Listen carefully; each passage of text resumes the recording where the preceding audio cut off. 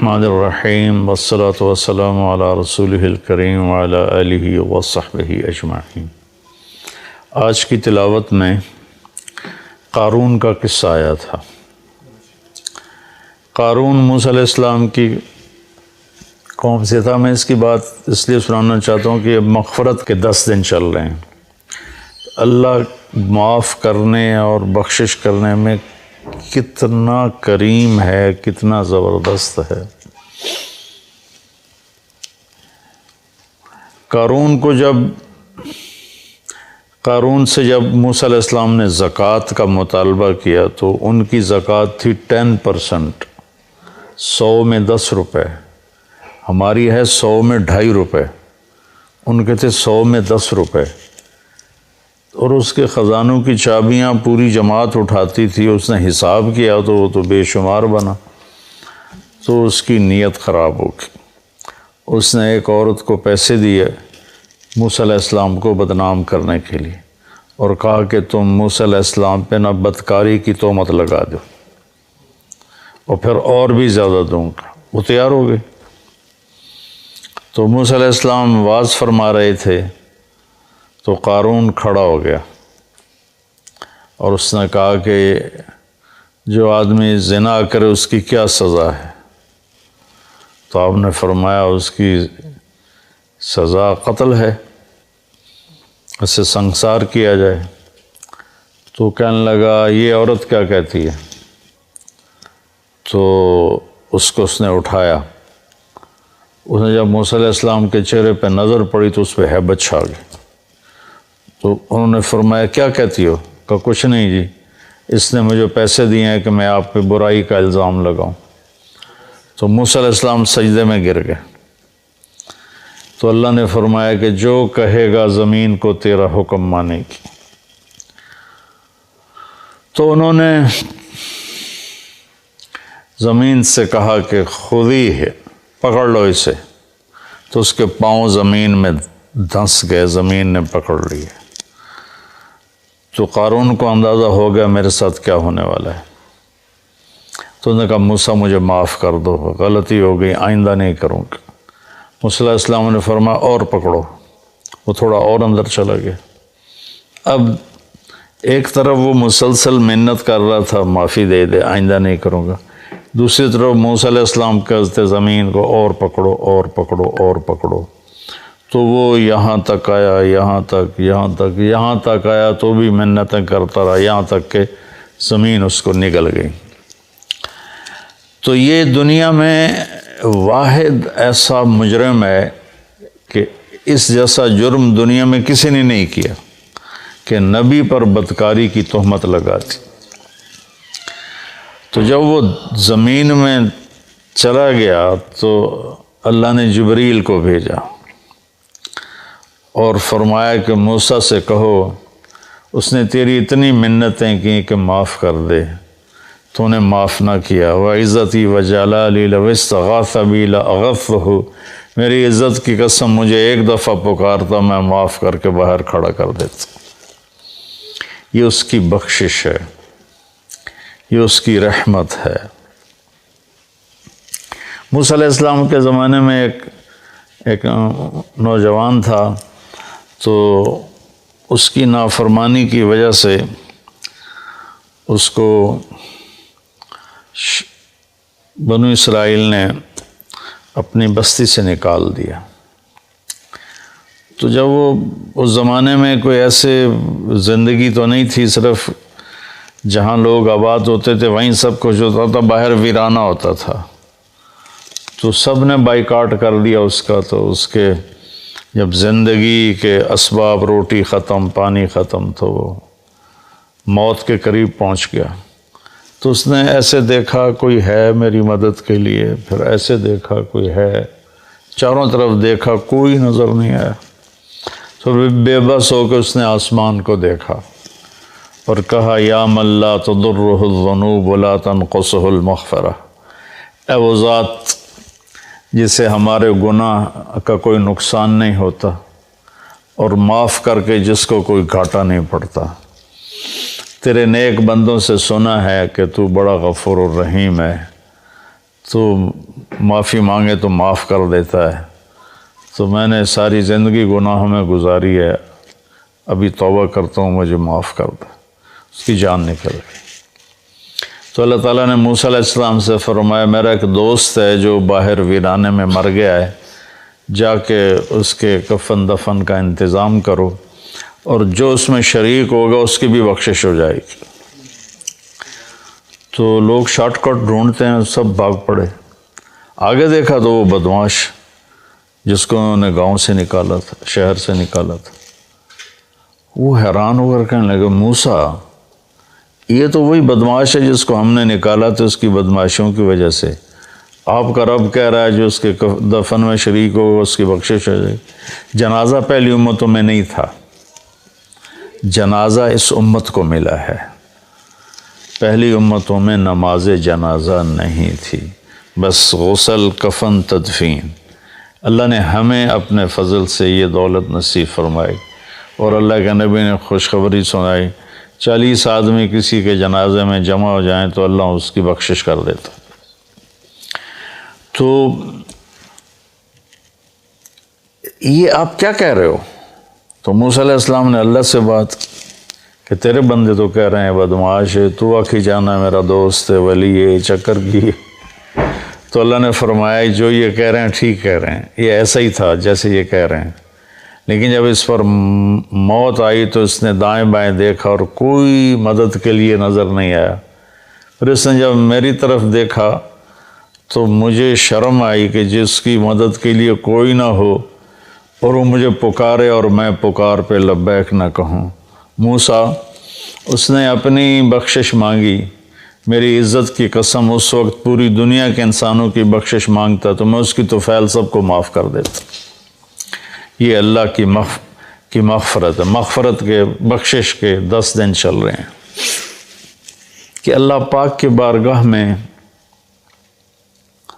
رحمت سبقت غضبی، عرش کے اوپر لکھا ہوا ان رحمتی سبقت غضبی، میری رحمت میرے غصے سے آگے ہے۔ قرآن کی ایک آیت ہے نبئ عبادی انی انا الغفور الرحیم وان عذابی هو العذاب العلیم، میرے بندوں کو بتاؤ کہ میں بہت غفور الرحیم ہوں اور میرا عذاب بہت دردناک عذاب ہے۔ اردو ترجمے میں آپ کو دونوں طرف کی خبر برابر نظر آئے گی، لیکن یہ ایسے ہے، ایسے رحمت کی خبر اس کا وزن یہاں آ رہا ہے اور اس کے مقابلے میں پکڑ کی خبر کا وزن یہاں چلا جا رہا ہے، یہ دونوں برابر نہیں ہیں، یہ ایسے ہیں۔ اب ہم اس کو تھوڑا تھوڑا کریدتے ہیں۔ 90 میرے بندوں کو بار بار بتاؤ، 90 اذن باب تفعیل میں تکرار ہوتا ہے، تو اللہ تعالیٰ یہ کہتا اخبر میرے بندوں کو بتاؤ تو ہو جاتی بات، اخبر کی وجہ 90 بار بار سنا ان کو، یہ مجھ سے ڈرے ہوئے ہیں ان کو بار بار سنا۔ جیسے اذن بار اذان جو کہ بار بار ہوتی ہے تو اذن فی الناس بالحج یاتوک رجالا اذان من اللہ ورسولہ۔ تو اس پیٹرن پر جو لفظ آتا ہے اس کے اندر تکرار کا مطلب داخل ہوتا ہے، تو میرا اللہ اپنے حبیب سے کہہ رہا ہے بار بار سنا میرے محبوب، بار بار سنا۔ آگے اللہ کہتا اخبر الناس لوگوں کو بتاؤ، یا چلو اگر خاص کرتا تو اخبر الذین آمنوا ایمان والوں کو خبردار کر دو، خبر دے دو۔ 90 کی خوبصورتی الگ ہے، عبادی کی الگ ہے۔ اللہ نے پوری دنیا کے مشرق مسلم سب کو کہا میرے بندے ہیں، اور کہا میرے بندے ہیں، میرے میں کتنی محبت، میرا لال، میرا بچہ، میرا بیٹا۔ تو پوری دنیا کے مسلم نان مسلم کو اللہ تعالیٰ ایڈریس کر رہا ہے کہ میرے حبیب آپ کی ذمہ داری ہے کہ بار بار بتلاؤ، انسانوں کو نہیں فرمایا، مسلمانوں کو نہیں فرمایا، میرے بندے یہ سب میرے ہی ہیں، توبہ کر لیں میں ان تابوا فانا حبیبہم، توبہ کر لیں تو میں ان کا بہترین دوست ہوں. تو ایک 90، پھر عبادی کہ یہ میرے بندے ہیں. میرے بندے کا کیا مطلب ہے کہ حساب میں نے لینا ہے، تم نے نہیں. تو تم میرے بندوں کو ذلیل نہ کرو، کسی کو حقیر نہ جانو، کوئی اچھا ہے یا برا ہے، کوئی ماننے والا ہے یا نہ ماننے والا ہے، یہاں تک کہ کوئی اللہ کا منکر ہے. تو اللہ تعالیٰ کہتا ہے تمہیں اجازت نہیں دے رہا کہ تم ان کو کسی طرح بھی ذلیل کرو یا حقیر جانو. یہ فیصلہ میں نے کرنا ہے، تمہارے اس ہاتھ میں یہ فیصلہ نہیں ہے. تو عبادی میں کتنی خوبصورت بات اللہ نے کہی کہ میرے بندے، میرے بندے. ماں کے لہجے میں کہتے ہیں نا صدقے، میں تو والی نہیں پہ آمدہ. تو میرے بندے ایک 90، ایک میرے بندے. پھر انی، میں بذات خود، انا یقیناً میں ہی کیا ہوں، غفور ہوں، رحیم ہوں. انی بات بغیر کسی شک کے ہے. انی، انا کی تاکید، پھر یا متکلم کہ میں بذات خود بہت معاف کرنے والا، بہت رحم کرنے والا ہوں. غفور بھی مبالغے کا صیغہ ہے اور رحیم بھی مبالغے کا صیغہ ہے. اب اللہ نے بتانا تھا کہ میرا عذاب بڑا سخت ہے، تو یہاں 90 نہیں لائے، 90 تو لائے اس کے ساتھ انی انا الغفور الرحیم. اسی کا عطف بنایا وَأَنَّ عَذَابِي. وہاں ہے انی، یہاں ہے عذابی، وہاں ہے انا، یہاں ہے ہوا. ایک غائب ہے، ایک حاضر ہے. فرق ہوتا ہے کہ نہیں؟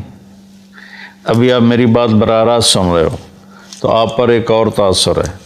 آپ جا کر میری بات آگے کسی کو نقل کرو گے تو سارا تاثر اس میں سے نکل جائے گا. صرف خبر منتقل ہوگی، تاثر منتقل نہیں ہوگا، چونکہ دیکھنے سے ایک اثر پیدا ہوتا ہے. تو جب اللہ نے اپنی رحمت کو بتایا تو اپنے آپ کو سامنے کھڑا کر دیا کہ یہ میں تمہارا رب ہوں، تمہارے سامنے ہوں، میں بہت مہربان ہوں، رحم کرنے والا ہوں، معاف کرنے والا ہوں. سبحان اللہ، کیا خوبصورت اللہ تعالیٰ. اس لیے میں علماء سے کہتا ہوں اللہ کی رحمت کو زیادہ بتاؤ. اپنے لہجوں میں کڑواہٹ پیدا نہ کرو، اپنے لہجوں میں شدت پیدا نہ کرو، اپنے آنے والے مجمع کو ڈانٹ ڈپٹ کے انداز میں مت بات کرو، محبت کے انداز میں، نرمی کے انداز میں بات کرو. تو ایک چوکٹ میں اللہ تعالیٰ کہہ رہا ہے میں بذات خود بہت مہربان ہوں. اب ہم آگے چلتے ہیں. وَأَنَّ عَذَابِي، وہاں بھی انا، یقیناً کوئی شخص سے بالا تر نہیں کہ میرا عذاب. مضاف مضاف الیہ ایک دوسرے سے جدا چیز ہوتے ہیں. میری کتاب، کتاب اور ہے، میں اور ہوں. میری ٹوپی، میں اور ہوں، ٹوپی اور ہے. اور انی تو بذات خود ہے. اور عذابی، عذاب اور الگ چیز ہے، اللہ الگ چیز ہے. عذاب الگ چیز ہے، اللہ الگ چیز ہے. ان عذابی ہوا، پھر اس عذاب کو بھی دور کر دیا. او جڑا کھا خیالے تے بیٹھا ہوا، وہ بہت دردناک عذاب ہے. هو العذاب العلیم. یہاں دو صفتیں نہیں لائے، الغفور الرحیم، یہاں ایک لائے ہیں العلیم، اور وہ بھی عذاب کی صفت ہے، اپنی نہیں بنائی. تو اللہ تعالیٰ معاف کرنے کے عنوان کو قرآن میں زیادہ طاقت سے بولتا ہے، اور پکڑنا بھی ہے. اس نے آخر شمر اور حسین کا فیصلہ نہیں کرنا، اس نے تو پکڑ بھی ہے اس کی. فرعون اور موسیٰ کے درمیان فیصلہ نہیں کرنا اس نے، تو پکڑ بھی ہے. لیکن پکڑ کو اللہ اتنی شدت سے نہیں بتاتا جتنی طاقت سے اللہ اپنی رحمت کو بتاتا ہے. تو میرے بندوں کو بتاؤ، بار بار بتاؤ کہ میں بذات خود تمہارے سامنے کہہ رہا ہوں کہ میں بڑا مہربان. اور پھر ہاں وہ جو میرا عذاب ہے نا وہ جو میرا عذاب ہے تو لمبے تو پار ٹپا چھڑے وہ جو میرا عذاب ہے نا وہ بڑا دردناک عذاب ہے. سبحان اللہ.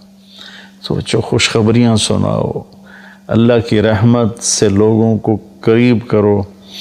ایک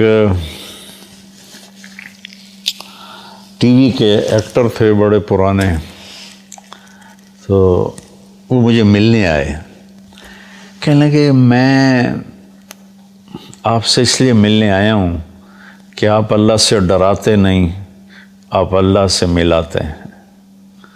کہ میں مولویوں سے نہیں ملتا ہوں لیکن آپ سے ملنے آیا ہوں کہ آپ اللہ سے ڈراتے نہیں ہو، آپ اللہ سے ملاتے ہو، آپ اللہ کی طرف بلاتے ہو. کتنے راستے میں لوگ ملتے ہیں، جہاز میں پھر یہ آپ کے بیان سن کے بخشش کی امید لگ گئی، ورنہ ہم تو سوچ رہے تھے کہ ساڑھی بخشش کوئی نہیں. بخشش کی امید لگ گئی، جنت کی آس لگ گئی. تو مغفرت کا اللہ تعالیٰ کو اتنا پسند ہے کہ اللہ کے نبی کا فرمان ہے اگر تم سارے نیک بن جاؤ، گناہ کرنے چھوڑ دو، تو اللہ تم سب کو موت دے کے جنت میں ڈال دے گا، اور ایک ایسی قوم پیدا کرے گا جو گناہ کر کے روئیں گے اور معافی مانگیں گے، پھر اللہ خوش ہو کے انہیں معاف کرے گا. معاف کرنا اللہ کو ایسا پسند ہے. اللہ کی طرف سے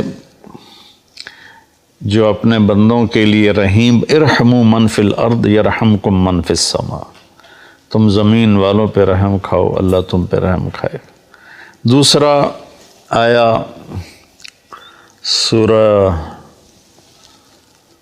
وہ کیا ہے عنکبوت میں، احسب الناس ان یترکوا ان یقولوا آمنا وہم لا یفتنون، کہ کلمہ پڑھنے کے بعد تم آزمائے نہ جاؤ، یہ خیال دل سے نکال دو. وَلَقَدْ فَتَنَّ الَّذِينَ مِن قَبْلِكُمْ فَلَيَعْلَمَنَّ اللَّهُ الَّذِينَ صَدَقُوا وَلَيَعْلَمَنَّ الْكَاذِبِينَ. تو اللہ تعالیٰ یہاں پوری آیت کا خلاصہ یہ ہے کہ اللہ فرما رہے ہیں کہ جب تم مجھے مانو گے نا کہ ہاں ہم مان گئے تو ایک اکیلا ہے، تیرا کوئی شریک نہیں، اور محمد صلی اللہ علیہ وسلم تیرے رسول ہیں، تو پھر میں تمہیں آزماؤں گا. اس کے لیے جو لفظ استعمال کیا نا وہ ہے فتنہ، یفتنون. فتن کہتے ہیں سونا پگھلانا، فتان عربی میں سنار کو کہتے ہیں، گولڈ سمتھ جس کو ہم انگریزی میں کہتے ہیں، سنار کو عربی میں فتان کہتے ہیں، سونا کو پگھلانے والا.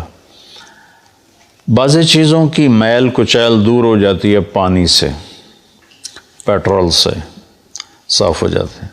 بعضی چیزیں ایسی ہوتی ہیں جن کے میل اندر گھسی ہوتی ہے، وہاں پانی نہیں پہنچتا، پیٹرول نہیں پہنچتا، اس کو پھر پگھلانا پڑتا ہے. جو دھاتوں کے اندر میل ہے وہ پانی سے نہیں دھلتی.